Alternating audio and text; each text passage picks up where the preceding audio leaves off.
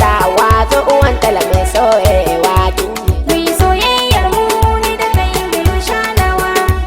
Baba yau mai suna babu wanda za ya raba mu baby. Labarin kauna ke na baya mai sona.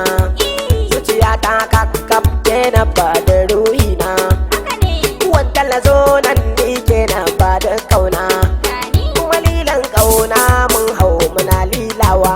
Lilo lilo. Dokin soyayya zo mu hau mu dinga sukawa. sukuwa. Dandalin soyayya in mun je mi takawa. Takawa. Yan matan ƙauye sun san ke ce kuma tawa. Haka ne Ba na san kowa ni dai ke ce na kulawa baby. Ni wanda na ta wuce ba wanda za ya rabawa. haka ne Ga munan bakin ruwa ni da ke muna morewa. morewa. Sama hau dokin karafi tsere in canyewa. Doki A cikin ƙauyen mu ke ce gimbiyar 'yan mata baby. Kin dauko kwanan wai ina zaki ne mai sona. abincin kaka ne zan kai gona mai suna.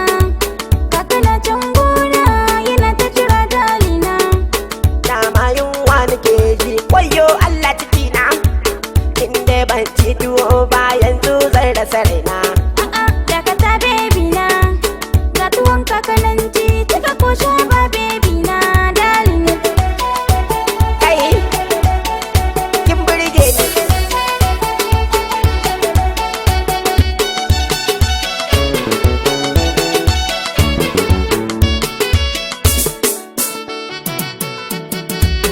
Abace ce ta wazo uwan tala mai morewa baby. Mama yau mai suna ba wanda za ya raba mu kaji.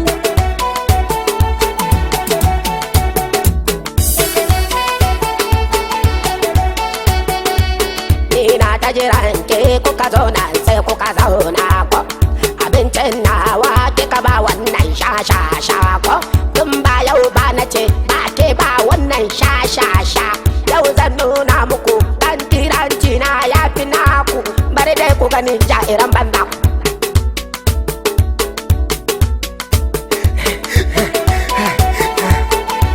Za ku shiga hannuna ne. Abadan sidiki na ni da kai ai ba sa'insa. Shikar nan taka aunar ta dai mini kusa.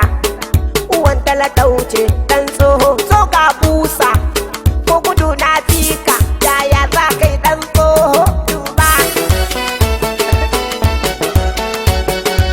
Mu mun tafiyar da mu dan tsoho mai yar sanda. Kai kalli gudun shi tamkar mai yin ta. Kakan nan naki magana tamkar 'yar su